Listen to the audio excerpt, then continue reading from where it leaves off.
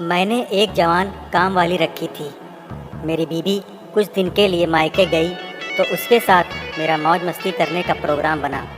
दोस्तों, मैं दीपक अभी तक एक मायूस ज़िंदगी जी रहा था और मेरे दोस्त नितिन ने मेरी मदद की।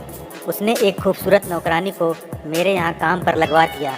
तो दोस्तों, आपको मैं कहानी शुरू से बताता हूँ। मेरी सास की तबीयत खराब होने के कारण मेरी बीवी कुछ दिनों के लिए अपने मायके जाने वाली थी। ये खबर सुनकर मेरे बदन में जैसे एक बिजली सी दौड़ गई। अब मैं अपने सारे अरमान पूरे कर सकता था। जिस दिन मेरी बीवी जाने वाली थी उसके एक दिन पहले ही मैंने अपनी काम वाली कविता को सारी बात बता दी और उससे कहा कि वह अपने घर में इस बारे में कुछ न बताए और अपने मम्मी पापा को सिर्फ ये कह दे कि मेरी बीवी मतलब उसकी मालकिन की तबीयत ख़राब है और वह कुछ दिन के लिए मालकिन के साथ रहेगी।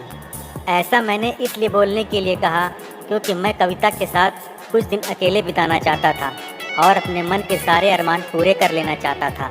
कविता ने भी ऐसा ही किया और अपने घर के लोगों को वैसा ही बताया जैसा मैंने कहा था। उसके घर के लोग भी हम लोगों पर काफ़ी विश्वास करते थे और उन्होंने कविता को मेरे घर पर रुकने की इजाज़त दे दी। अगले दिन मैंने दोपहर को ही अपनी बीवी को ट्रेन में रवाना कर दिया। अब मैं घर पर अकेला था। दोपहर के 2 बज रहे थे, लेकिन कविता का कुछ अता पता नहीं था। मुझे अभी भी लग रहा था कि पता नहीं वो आएगी या नहीं आएगी। उसकी राह देखते हुए शाम के 6 बज चुके थे, लेकिन वो नहीं आई।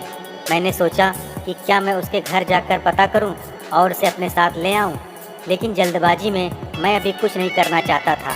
मैं घर पर ही लेटे हुए यही सोच सब रहा था कि अचानक दरवाजे की घंटी बजी और मैं दरवाजे की तरफ दौड़ पड़ा।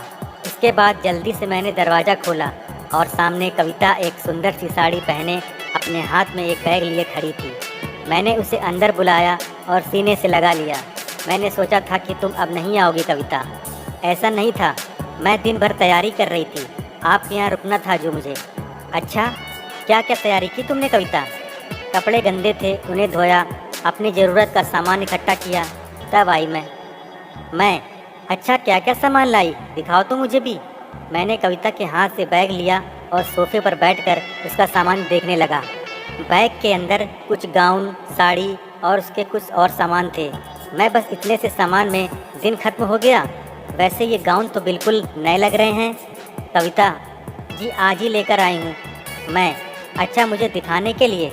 कविता, ऐसा नहीं, मेरे पास नहीं थे और जो थे वो पुराने होकर फट गए थे। मैंने कविता का बैग अलग रखा और उसे अपनी तरफ खींचते हुए अपने जांघों पर लिटा दिया। मेरे हाथ उसकी गुजिया और रसगुल्ले को सहला रहे थे। उसने फिर से मना किया और उठकर जाने लगी।